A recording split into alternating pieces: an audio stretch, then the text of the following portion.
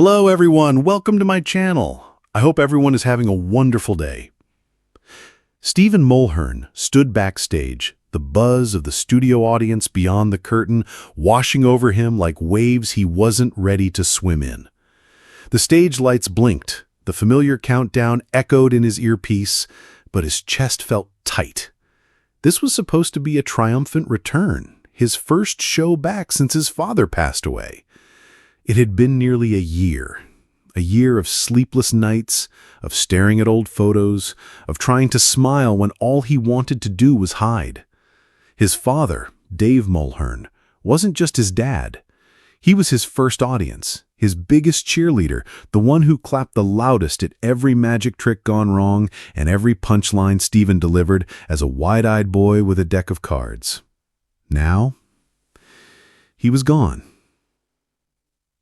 The show was a new game show, lighthearted and quirky, Stephen's specialty. It should have been easy. He should have been able to glide into the rhythm like he always had. But something was different. "Stephen, 30 seconds?" called the stage manager. He gave a nod, his voice caught somewhere between gratitude and grief. Just then, a hand touched his shoulder. It was Sarah, one of the producers who'd worked with him for years. "You okay?" He blinked quickly, forcing the moisture in his eyes back where it came from. "Yeah, I will be." She smiled, but it was the kind of smile that knew. Everyone on set had tiptoed around his pain since he came back. No one said his father's name, not out of coldness, out of respect. They didn't want to break him. But he was already broken. As the curtain lifted and the camera lights hit his face, Stephen took a deep breath. "Welcome to Flip the Script," he called out with forced cheer. The audience clapped, the music blared, the stage spun into life. His body moved on autopilot, smile, wink, banter, laugh. Halfway through the episode, a contestant named George, a retired carpenter from Birmingham, stepped up to play. They chatted, joked, and then George suddenly said, "I grew up watching you, and always loved how proud your dad looked whenever he was in the crowd. That bond, it was something special." The world stopped. Stephen's smile faltered. His mouth opened, then closed. The audience fell silent. A lump rose in his throat, one he couldn't swallow. "Thank you," he finally whispered. But the tremble in his voice betrayed him. Tears welled up and spilled over. He tried to laugh it off, but it turned into a broken sob. Cameras kept rolling, producers thought about cutting, but no one moved.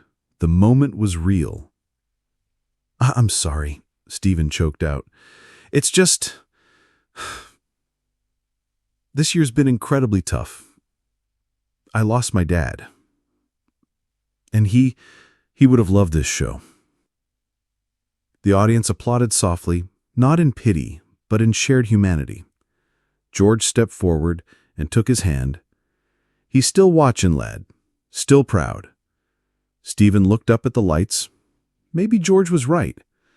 Maybe his dad was watching, perched on some invisible cloud, chuckling at his boy's antics and still clapping. He wiped his eyes and turned back to the camera. "Right, let's get on with the game, shall we?" The rest of the show was a blur, but not in a bad way. It was like floating, somewhere between sadness and joy. And when it wrapped, the audience rose to their feet in an unprompted standing ovation. Backstage, alone again, Stephen sat quietly, letting the weight of the moment settle.